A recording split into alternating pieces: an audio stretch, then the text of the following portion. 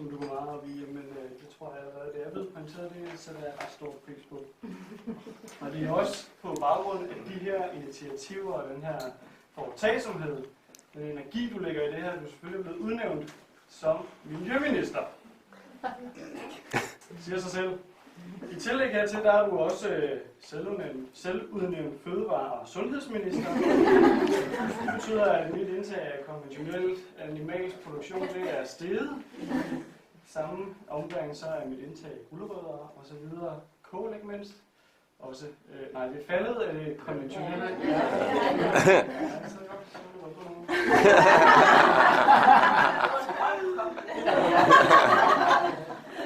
Så i dag, hvis bøgerne skal være røde, så er det fordi, der er rødbedesaft i. Så kan det også bemærkes som det sidste, at du som ligestillingsminister er gået forrest af kampen. En kønsbaseret uretfærdighed og ikke mindst hella-jufismen. Det er en vigtig kamp. Det ved jeg, at du også synes mig. Det er klart. Og jeg er meget, meget stolt af, at jeg står lige bag ved dig. Du står i forreste linje, og jeg står lige...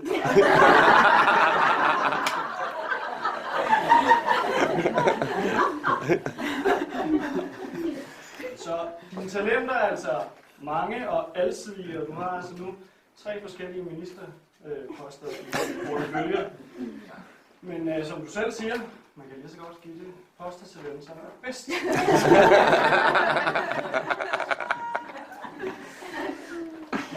Da vi over for venner og familie og så videre annoncerede, at vi skulle giftes, så kan jeg huske, at der blev spurgt, hvad hastværket det skyldtes.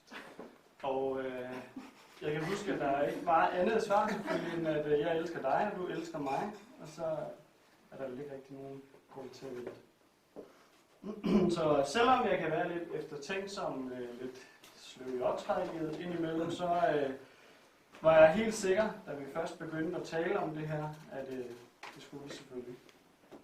Så man behøver ikke nødvendigvis, man kan sagtens gøre det, det kan der være et rigtig stort og fint udfald af, at planlægge det i 3/4 år ude i fremtiden, måske tage på Faldeslede Kro, og så når man sidder ude i en baggård. Men det behøver man ikke. Man kan også bare sidde derhjemme i sit grå hygge pjekketøj.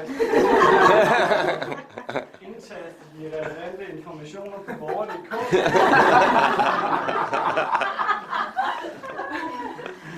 Det synes jeg på sin vis også tager noget romantisk over.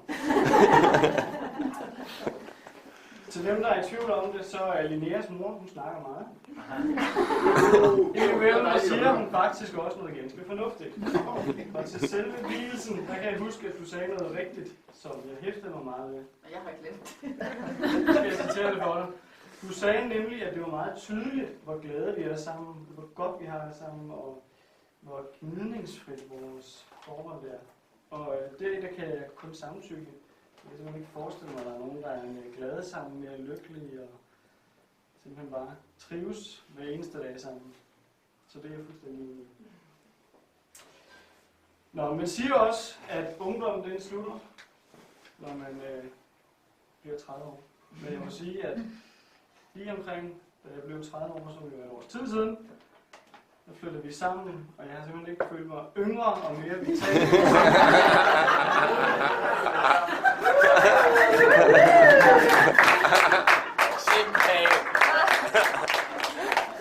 Det var en selfie. Ej, en kage.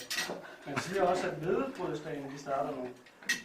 Men hvis den tid, vi har haft sammen nu, det er 2 år, ikke har haft karakter af hvedebrødsdagen, så ved jeg ikke, hvad der venter, når vi vågner i morgen. Så jeg elsker dig, og jeg glæder mig over, at hver eneste dag, vi vågner op sammen, så er det bare den første dag i resten af vores liv.